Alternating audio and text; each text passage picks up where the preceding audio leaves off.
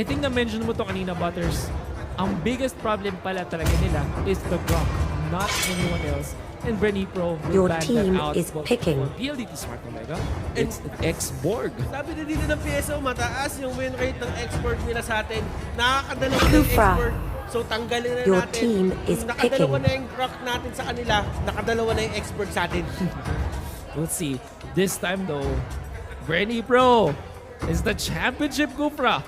Makikita ba natin na dito sa pinakahuling laban para sa Mobile Legends Season Finale, Championship Kufra will win the match. We'll see. Are they really gonna go for that gourd? They will still try and secure that Farza. Sino nga lang ang Grandeur. isasama nila? Farsa. Ooh, power And play. team this is is a picking. flex. This is a flex, Wolf. But at the same time, if BRE actually plays this right, kung paano nila kukunin yung mga heroes na to, they can actually shut down the Farsa with these two picks. This is scary. Kasi if you look at it, sige fine, makuha mo yung comfort picks mo, but this is a championship match. You don't literally win a match by getting your highest win rate heroes and hope for the best. It's exposing Stop. them at this early Selena. point Your in the team game. is It might be picking. scary. Pero sabi ng BREN EPRO dito, Selena Yes. and Hams. I agree with you kasi when you pick your two damage dealing cores agad-agad, that only means that you don't have enough time, you don't have enough slots to actually adjust it. Kasi if you actually pick two more cores here, that only means na nasa alanganin na agad kayo. This is scary. Pero you have to trust Lolita. yung decision making Your dito ni team Coach is Dale, one of the banning. most experienced coaches out there. And sabihin na natin, yeah, sure, madali namang counter pag nagpakita ka agad ng dalawang course mode. But if you put it in the hands of able Your team people, is banning. kayang-kaya nilang i-manipulate yung hero na yon na you can say na hindi sila talaga nakokontra. Yes, that is a very good point. We're not really saying na may mali or anything. It's just that it's going to be hard. Hard. It's going to be harder. But that doesn't mean na Your team hindi na is talaga magagawa ng picking. paraan. At somewhere along the lines of the pickings, makakapag-adjust sila. And if they do that and if they play it brilliantly, then most likely they have the game already kasi nakuha nila yung two best first nila. It's gonna be Hellkurt, the ban for PLDT Smart Omega. It worked wonders for BREN EPRO in their first series, lalong-lalo na laban sa mga Jawhead. partial heroes. Oh, like the Your Jawhead team mula dito is sa PLDT picking. Smart Omega.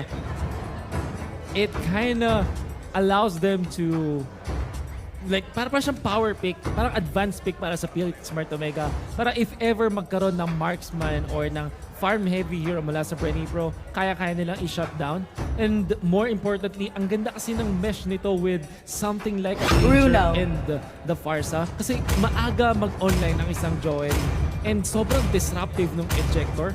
So it means that there will be plenty of time for Farsa and Granger to hit the shots. Esmeralda. And Your one of team the things is picking. na kailangan natin tignan dito is kapag nag-ejector si Jawhead sa isang Kufra na bouncing ball gets cancelled. Yes. And at the same time, ganun din yung, it's a complex relationship between Kufra, Lolita, and etong Jawhead.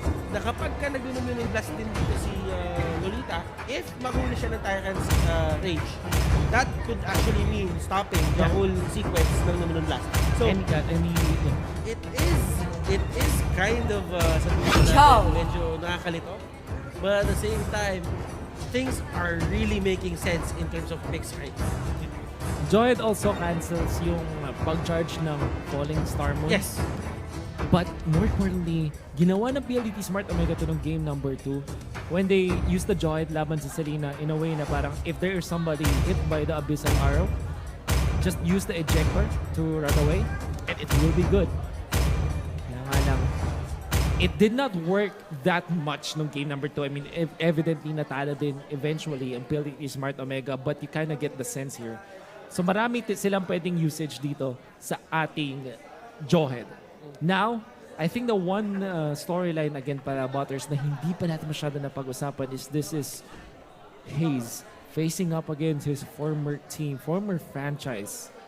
but kind of in a brink of getting defeated pa rin, which is gonna be really heartbreaking if you think about it. But of course, it's good for BREN EPRO. Now, Butters, we are laying down the curtains for game number 5. The And last game of the season. Battlefield. Here Smash we are. them. BREN EPRO dito has a All chance troops deployed. to actually win 2 titles with the same lineup. Exactly. Itong lineup na to, ito yung ginamit nila for other tournaments din. They got a major win out of that. And right now, another major win if they actually win the season finale. But PLDT Smart Omega, let's see if they will let that happen. It's BREN EPRO versus PLDT Smart Omega, the Grand Finals game number 5. Firing up on all cylinders. This time, Renzo, buti na lang may Cyclone Eye. He gets away from PLDT Smart Omega. And look how they utilize yung environment nila. That certain invade shouldn't have been possible if walang Cyclone Eye na yan. Wow, this is a quieter game as we are seeing. Walang invade. The stun though on the Toshi. And look Toshi at Reed activates the Purify as soon as possible. And eto yung nilalagay nilang pressure dito kay Toshi. They're not really letting Toshi do his stuff. Pero right now, Hayes is getting bursted down! blood. Falling Star Moon! First blood! Makukuha ni KLVJ. Napaka-importante na yung shutdown mo yung safe learner ng yung kalaban, and that's what that is BREN EPRO is doing. PLDT Smart Omega Look at just this! wanna return the favor. Feathered Airstrike. Kaya nga naman si Genji, JP running away. And I guess the crab will be secured by... it did not see. It failed to see. Might be a pressure. Kasi walang buff na natira doon. That was a small crab, by the way. But that was a small crab. Sa mga Small hindi crab po pala. nakakaalam, yung first crab na lumalabas is literally a small crab. Small crab. And in that way, hindi masyadong mabilis yung mga rotations sa mga mid laners right now. Marsa, tried to go for the feathered airstrike steal, pero hindi mangyari. Now, this is a big difference dun sa previous na Esmeralda games to KLVJ kasi this time, mas maganda yung start niya. 1 kill already. Level 5 at 2 minutes. Tapos nakakuha pa siya ng crab coin. Surely, ito talaga yung ideal na start for any Esmeralda player. So, this is such a good start for them. I think that BREN EPRO, mas masaya sila dun sa fact na walang invasion na nangyari kasi mas stabilized yung kanilang laning stage. In fact, they will try to go for Haze this time. Falling Star Moon, level 3 lang si Haze this time. Feathered Airstrike will not save the guy. Reed almost falling pero hindi nila itutuloy. They're really trying to put a lot of pressure dito kay Haji Raflisha. Try to go in. Kamunti ka siya tamaan dito. But right now, they will be trying to secure that turret onto the bottom lane. JP dito, hindi pa kaya ng damage output niya. Abyssal Arrow will be thrown out pero makakatakas agad doon. Si Turtle Haji, resurrecting Just like soon. the previous game, they're using yung parts of Feathered Airstrike para makapag-defend. And it was really successful. Now, crucial timing kasi after nga naman ng reset ng buffs, you have to kind of refresh a little bit. Medyo magto-tone down ka kasi you need to secure your own buff. Ganun na ka-importante yung mga buffs ngayon. Kahit na nananalo ka, if you die when the buffs reset, mas masakit yun eh. Kasi it really puts a blow into your overall presence in the early game. And Hayes gets caught out and look at this. My goodness, the initiation coming left and right. Reed dito na ba ito? The blast will be thrown out. Tatamas tatlo. But right now, Haji, they're really trying to fight this. Haji, nahuli siya dito ng Enjo. Enjo dito with the ultimate. Marcia will go down. And they're still fighting mga kaibigan. Enjo dito lumalaban pa. Pero he will go down as well. And right now, JP na sa may pinakahangap. The injector siya dito. And Abyssal Arrow is there. Abyssal Arrow is there. Tinatakbo na sila mga kaibigan. KLVJ and the others, they're still alive. 2-for-1 trade-off, very crucial by the way kasi hindi core yung namatay. I mean, it was still a core offlaner para sa BREN EPRO but more importantly, napatay niya si Haji Z. The moment na pinap yung Feathered Airstrike, ang ginawa doon ni Renzo, he immediately goes to where the source was. Para, yeah, sure, dahil nag-Feathered Airstrike ka, vulnerable ka, exposed ka. The Abyssal Arrow might not be important anymore pero yung fact na tinalunan siya ni Renzo surely gets the kill! They connected that one! Championship Kufra right at you, Raflesha! Flexing his Kufra skills! Iba talaga pagkamukha mo na yung hero. Pero still, it is what it is. Ang ganda, ang lupit, ang tindi ng bigayan nila dito. They're not really letting up. The ejector is there. Renzo dito has his ultimate. No kills! No kills! no harm, no foul, no blood, no No foul. blood, no blood, no foul. Dun sa may top lane. But I guess that this will still be a push dun sa dun sa BLDT Smart Omega. Bottom lane to. Reflesha, kumakas na naman dito. Do they wanna go for this? No, Luminum Blast They forced out the Luminous Blast. is gonna be there. And, And like you this- said, napuwersa nga nila yon. And this is a surgical extraction of whatever PSO has been doing for the past 4 games. Na parang dito sa game na to, namulat ang BRE. At ngayon, binabalik nila yung favor ng pagiging dominated side of PSO. And you know what? After that loss dun sa game number 4, na feel mo na medyo alangan yung PLDT Smart Omega. This is not how they operate. Yes. They're so aggressive. Games 1 through 3, and even you start ng 4, aggressive sila. Reflesha! Oh, Dito, Flicker this is- will be wasted. Ooh. Ejector is there. Reflection dito going down. Polystar muna sa may pinakalikod. And hindi alam ni Coach dito kung kanina ipapato. Haze dito, living on a prayer, and Angel will get out. But onto the bottom lane, Greed will go down. Aggression after aggression after aggression. Both teams dito. Palitan. Turtle Palitan. resurrecting soon. Sabayang bigkas para sa Presa teams. Now JP really defend 1 versus 3. Not the best engagement but he knows he's confident. Makakatakbo nga naman siya. There's not much stuns for PLDT Smart Omega, and actually he bought enough time para makapag-push naman dito yung BREN EPRO dun sa may top lane. Still very good in terms of strength. Toshi. Oh, Reflesha! GC na ipit! Fortunately, mayroong wings by wings. Gets away. Now JP gonna be chased out. Napagandang tulak mula kay JP. Just a little bit of nudge para mapigilan si Hayes sa pagtakbo with that unstoppable force into the ejector. Sana na gagawin niya. Reflesha! Naku po! Ito stun! Mula kay Grid! Good day, Jack Hayes! Medyo makunat. Kobe! Luminum Blast! Nothing but germs! At tinamaan dito. Now Renzo will chase Hayes and surely will get the kill. Samantala sa kaliwa, mukhang hinahamon nila sila. Hit! Gets taken out, BREN EPRO! And how Dominating this time. the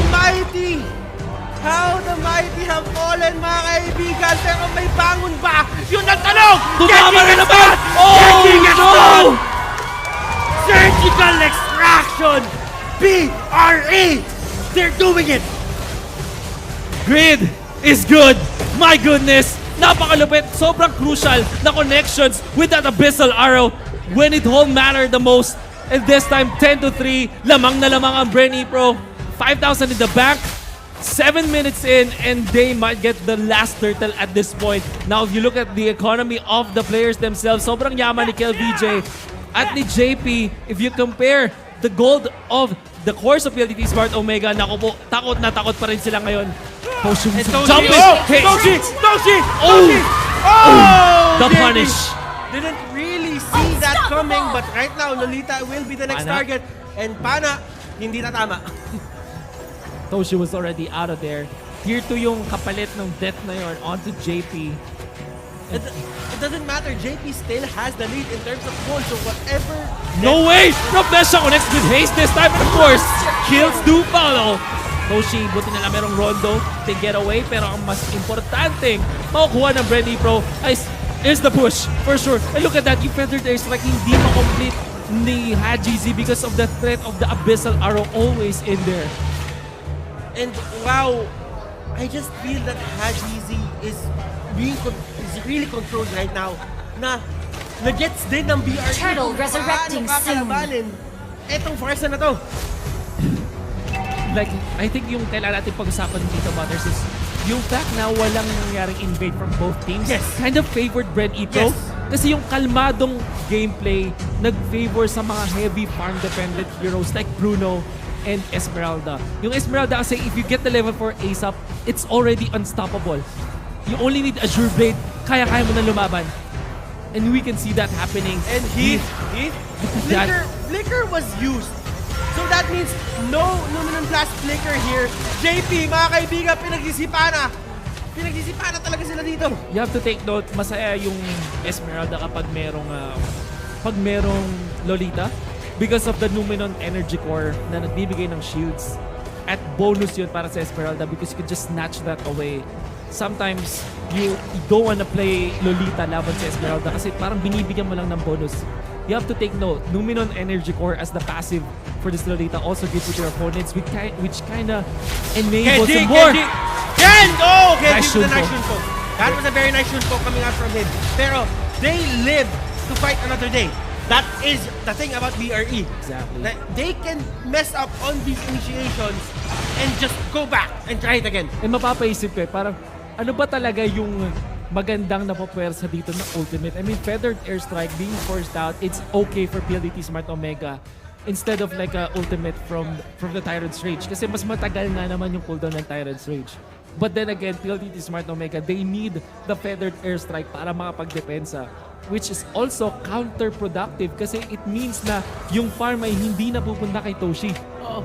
At saka, kung isipin mo pa dito, Wolf, ito na nga yung tinasabi natin kanina. Kung nung game number 4, nakalamang yung BRE, pero nakakalabas ng base yung PSO ngayon, hindi sila makalabas. As in, literal. Sinastarve sila dito, gutom na gutom sila para makakuha Lord, ng gold. To the resurrecting point na yun na soon. nga, kaya nagkakaroon ng wave clear kay Haji Z, pero kailangan sana nila ibigay kay Toshi yun. Again, na-try nila dito. Makuha yan again. This is Lord for sure sa BREN EPRO. And this will be a faster Lord take. Look at this. KLBJ doesn't even take damage. And JP, there's so much farm on his side, will get a red buff as well. So, again, BREN EPRO, they have the recipe at this point. They have the tools. Lahat na kailangan nila ngayon para makapag-pierce through sa base ng PLDT Smart Omega. They have it already. And to add to that, si Renzo on the stamps, sa sobrang yaman niya, confident na siya mag-solo dito sa top lane while the rest of BREN EPRO will make the plays on other sides of the map. Yun na nga yung sinasabi natin dito, Wolf. The Lord is up. The Lord is at the bottom lane and he is the one who knocks at the base of PSO. BRE, can they do this? PSO, can they delay this? That is the question na bumabagabag sa atin lahat ngayon. You know what, Butters? This is unfortunately not the same case as game number 4. Because PLDT Smart Omega Granger yung nilaro nila instead of the Bruno. It's not that late game as compared to we wanna jump in. There's nagagamitan dito. Pero sili target. Based already, the inhibitor turret already down. KLBJ jumps in. Forcing some mistakes para sa PLDT Smart Omega. But it won't matter. Luminum Blast, kinakasa na. Tumama sa dalawa. There's the ejector. Isolating KLBJ this time. Renzo, I mean. Pero nalaban na lang din siya. KLBJ jumping to the lines. Farsa is down. Down the Joe as well. Granger, nakupo. Ready, bro. Denying the Grand Slam. BRE! They are your season finale champions! KLBJ, JP, Renzo, Raflesha.